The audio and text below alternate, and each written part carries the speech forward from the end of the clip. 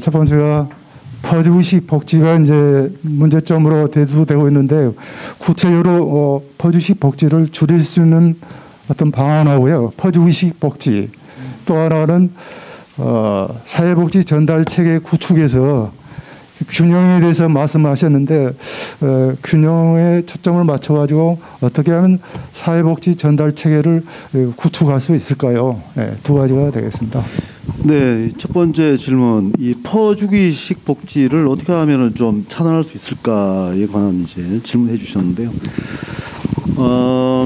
우선 우리가 이제 복지 정책을 디자인할 때 이제 복지 수요에 대한 정확한 어떤 조사가 있어야 되겠죠. 그래서 이제 전반적인 복지 욕구의 총량을 우리가 계산을 하고 내지는 그 욕구에 대한 이제 전문가들의 어떤 규정이 필요합니다.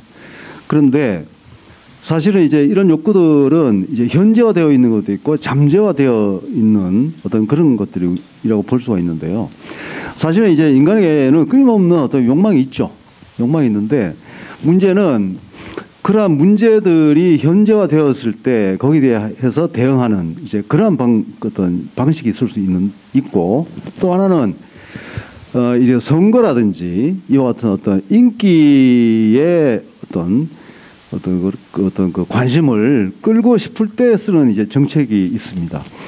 우리가 소위 말하는 서구 복지국가에 대한 비판들 가운데 왜 복지국가가 이렇게 망가졌는가, 왜 복지 예산이 비효율적으로 사용되었는가라고 하는 그러한 질문에 대한 여러 가지 해답 중에서 이 선거제도가 복지국가의 비효율성을 증가시켰다라고 하는 어떤 그러한 관점이 있습니다. 일종 우리가 이제 선거 이론이라고 얘기하는데 특히 이제 우리나라에서의 퍼주식 복지의 이제 대표적인 것들이 바로 이 선거 직전에 내지는 선거 때 이제 어떤 국민에게 어떤 인기를 얻기 위한 어떤 그러한 어떤 수단으로 이런 복지 정책이 쓰였다는 것이죠. 다시 말해서 복지를 공학적으로 보지 않고 하나의 너무 정치적으로 봤다 하는 점에서 바로 퍼주기식 복지라고 하는 비판을 면하기가 어렵다. 저는 이렇게 생각을 합니다. 그래서 사실은 이제 이런 중요한 정치적 시기에 이와 같은 정치인들의 어떤 복지 공약에 대해서는 우리 국민들이 좀 더 냉철하게 판단을 해야 되고 또 전문가들의 좀 어떤 그런 비판적인 어떤 그런 입장들을 우리 국민들이 잘 이해해야 되지 않는가 그렇게 생각을 합니다. 물론 그것이 이제 국회라든지 여러 가지 정치 제도를 통해서 이제 그런 것들이 견제가 되어야 되겠지만 우리 언론이라든지 어떤 일반 우리 국민들의 어떤 그런 비판도 중요하다는 생각이 들고요. 두 번째는 이제 균형복지에 관한 이제 말씀해 주셨는데 기본적으로 이제 복지라고 하면은 주로 이제 공공기관, 공무원 내지는 이제 비영리 민간 조직이 운영해야 된다라고 많은 사람들이 그렇게 알고 있습니다. 지금 복지 현장에 계시는 분들도 그렇게 생각하시는 분들이 많고요. 근데 결국에 지금 여태까지 사회복지 전달 체계의 확대 과정을 보면은 첫째는 이제 복지 공무원들 많이 늘렸죠. 그러니까 시스템이 이제 복지 서비스, 사회 서비스가 증가하면서 결국에 공무원들 많이 뽑았습니다. 근데 공무원들 많이 늘어났다고 해서 국민들이 체감하는 복지의 수준이 높아졌느냐? 그렇지 않습니다. 두 번째, 비영리 민간 조직을 통해서 다양한 서비스를 제공하고 있다고 하지만 사회복지 기관 또는 시설 간의 칸막이 현상이 굉장히 심하고요. 소위 말하는 자율성을 부여하지 않았습니다. 그래서 지역사회를 중심으로 해서 제공되는 서비스의 어떤 프래그멘테이션, 단절성이라든지 분파성이라든지 그런 경향들이 굉장히 심화되고 있다.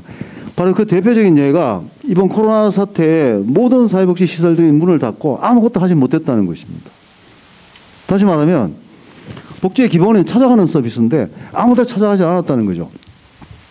그 사회복지 시설에 앉아가지고 찾아오는 사람들에게만 서비스를 주는 어떤 그러한 서비스 행태를 과거 한 몇십 년 동안 유지를 해 오다가 이번 코로나 사태에 바로 아주 심각한 그런 어떤 한계성을 드러냈다고 볼 수 있습니다. 그래서 사실은 사회복지 시설은 일정한 규모가 돼야 되고요. 그래야 규모의 경제 이익을 누릴 수도 있고 종합적인 서비스를 줄 수가 있는데 지금 현재 우리나라 지역사회 내에 존재하는 사회 서비스 기관들은 대개가 아주 단편적인 서비스만 제공하고 있습니다.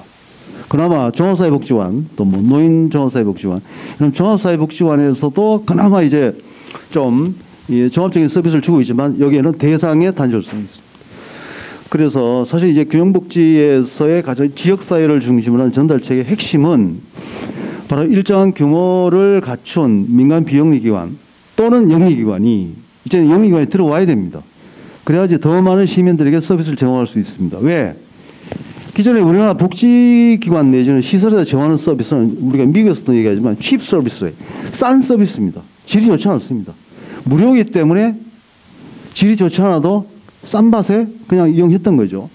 그렇기 때문에 서비스의 양적 측면에서는 일반 시민들에게 다가가지는 못했고 서비스의 질적 측면에서 일정한 수준, 다시 말해서 시민을 만족시킬 수 있는 그러한 질적 수준에 도달하지 못했습니다. 결국에는 실패한 서비스입니다. 그렇기 때문에 바로 이익을 본 사람이 나름대로 대가를 지불하게 하고 시장에 들어와서 서비스를 제공하게 한다면 사실은 일반 시민들도 아주 기꺼이 그 비용을 지불하고 서비스를 이용할 수 있는 그런 정도의 서비스의 질을 확보할 수 있고 더 많은 서비스 공급자가 지역사회에 존재할 수 있을 것이다.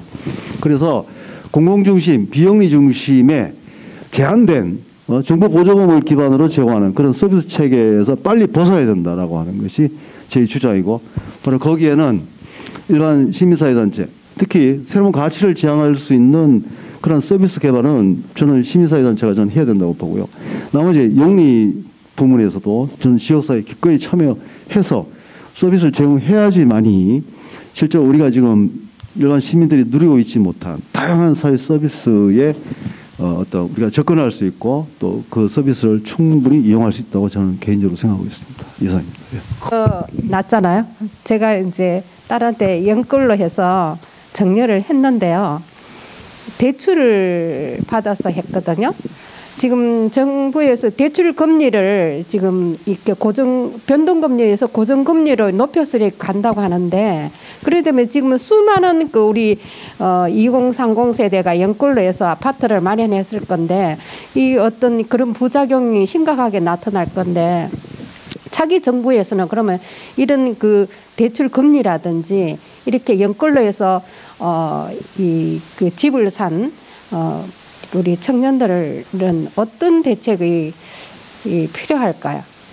네. 이제 그 정부에서 지금 부동산 시장 가격 안정을 위해서 대출 금리들을 올리고 있는데, 이러한 대출 금리들은 우리가 이제 미국의 어떤 금리와 밀접한 영향을 가지고 있기 때문에 사실 급격하게 다시 인상하기란 쉽지 않을 것으로 보여지고, 이제 정부에서 어쨌든 이러한 금리들을 올리게 되면 연끌을 한 2030 세대들에게 많은 부담이 되기 때문에 정부에서는 이들에 대한 세금, 우리가 이제 뭐 이자 감면이라든지 또는 우리가 이제 어떤 실질적인 지원 혜택들이 주어질 수 있도록 정책들을 마련해야만 이 세대들의 부담을 좀 더 줄이는데 좀 도움이 되지 않을까 이렇게 생각을 합니다. 네. 저는 질문이 아니고요. 양정호 교수님 말씀에 개천에서 용나게 하는 교육, 또 평등과 오름의 현실에 대한 말씀, 교육 정책의 오락가락 혼란과 대항에 대한 말씀, 이 말씀이 가슴에 와 꽉 닿았습니다. 감동이었습니다. 또 제 생각에 교육학에 양정호 교수님 같은 분이 계시면 우리나라의 교육도 밝아질 것이다 하는 생각을 하였습니다. 오늘 말씀 감사합니다. 오늘 모두 수고하셨고요. 차기 정부의 이런 다양한 분야의 전문가들이 발표해 주신 그런 좋은 정책들이 잘 반영이 되어서 우리나라가 더 좋은 살기 좋은 복지국가가 되었으면 하는 바람입니다. 예, 이것으로서 오늘 토론회를 마치겠습니다. 감사합니다.